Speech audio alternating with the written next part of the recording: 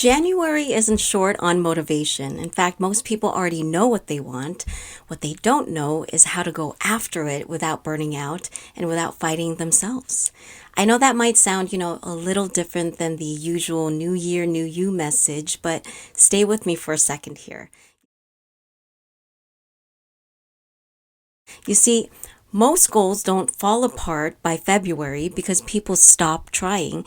They fall apart because people choose a goal and a plan without ever asking one really important question.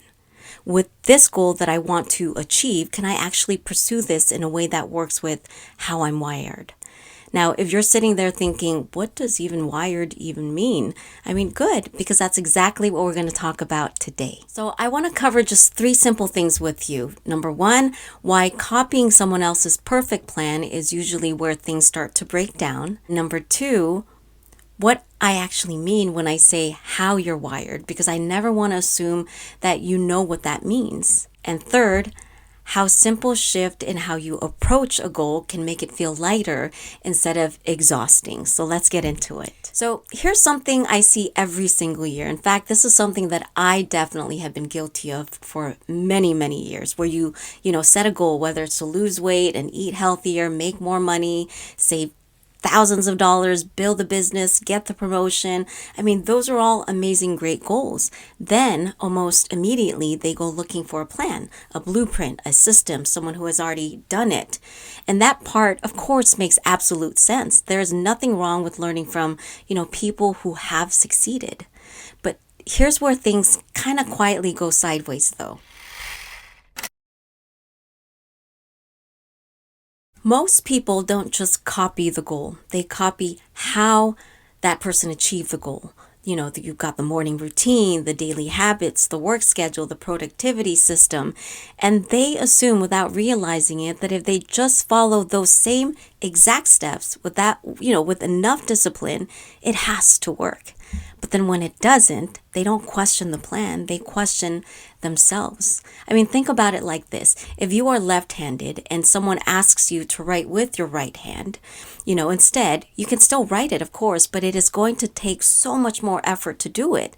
And it's going to feel awkward. And after a while, your hand is going to hurt and the result won't be as good. That is what happens when you copy, someone else's how without checking if it fits how you naturally operate best. So this is where a lot of unnecessary shame unfortunately comes in. When that plan starts to feel heavy, draining, or impossible to sustain, people tell themselves, I must not want this badly enough. Oh, I need more discipline. Oh, I just have to, just push harder. So they do push harder and find other ways to be more productive. They try to override the resistance. But here's the thing that no one really explains when that happens. Your nervous system is not trying to be dramatic when you are resisting something. It is actually giving you information. But most of us were never taught how to listen to that information, that feeling that we get. We were just taught to override it. So instead of asking, why does this feel so hard for me? We just automatically assume, what's wrong with me? And that question leads people straight to burnout. And I know this because I lived it for many years. I spent almost 2 decades in the real estate industry. And, for a long time, I kept thinking, if I just work harder, if I just follow a successful guru and their blueprint, everything will just work out. So I did what everyone told me to do, wake up at, 5 a.m., cold call every morning, door knock in the afternoons, be everywhere all the time. And I really tried all of that. But here's what it felt like. It felt like torture, trying to make myself do something that I know I should be doing, but couldn't seem to get myself to do it. I'd go networking events, but then unfortunately it just left me feeling depleted instead of energized. And the whole time I kept thinking, what the heck is wrong with me? If everyone else can do it, why can't I? So I felt like a failure, not because I wasn't trying, but because no matter how hard I tried, it felt like I was pushing a boulder uphill. It wasn't until I burnt out completely that I realized something really important. That maybe nothing is wrong with me. Maybe I'm just trying to run someone else's operating system on my hardware.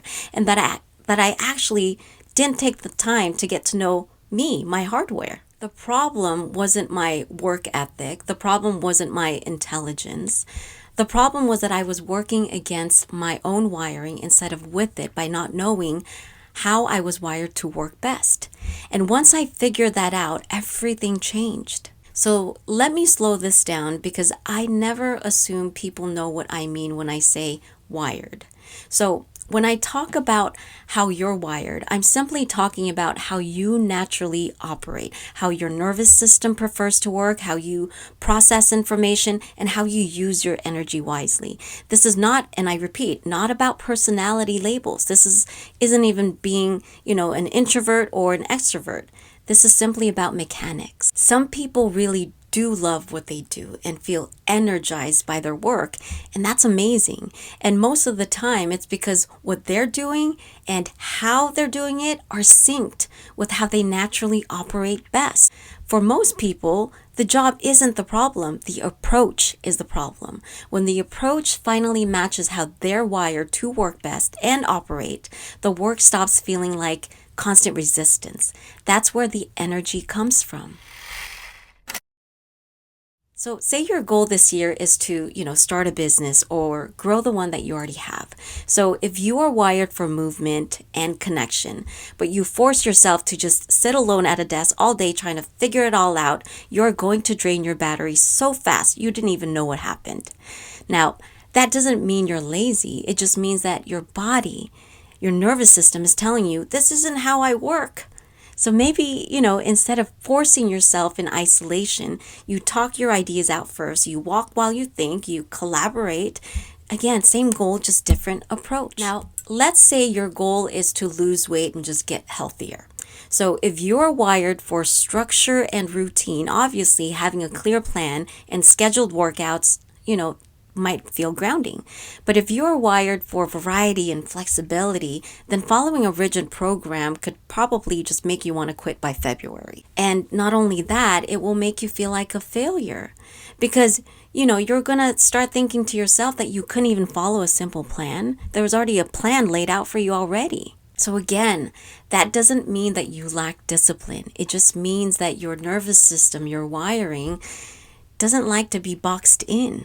It does not like being, in a rigid schedule. So losing weight and, being healthy might look like movement. You enjoy having different activities, less perfection, more momentum. Same goal, just different approach. Probably heard the advice that the most productive people start their day by tackling the hardest task first. Eat the frog first. You've heard that. So for some people, that works beautifully for them, right? But for others, it completely drains them before the day even begins because they are anticipating it, that it's going to be hard. And so they get anxious because they know they should be tackling the hardest part first. So their nervous system is just screaming at them, can we please just start something small? But then you are forcing it to start something big and heavy because that's what you've been told. So if that's you, the solution isn't forcing yourself to do it. It's to ask a better question. What gives me energy first and how can I actually build my day around that? So if it's tackling small tasks in order to build momentum, then do that instead because that awareness changes everything. So this is the question most goal-setting conversations skip. How do I need to approach this work for it to be sustainable for me? I mean, not just what's the goal, not just, what's the plan, and not just who should I copy, but instead ask, how does my nervous system, my wiring, want to move through this so that I can actually achieve it? So when you don't ask that question, you end up fighting yourself into consistency, and that can only work for so long, and it's exhausting. Goals don't fail because you stop trying. They fail because you choose a goal and a plan without honoring how you naturally operate. So when you understand your wiring, you stop forcing yourself. You stop mislabeling resistance as a weakness. You start working with yourself instead of against yourself. That's when things finally start to move. So if you're setting goals this year, let this be your permission to just slow down just enough to ask a better question. Not how do I push harder, but how can I approach this in a way that actually works for me? So here's to a year of goals that get accomplished because you took the time to know and honor how you naturally operate while pursuing them. I hope this video was helpful, and I will see you in the next one.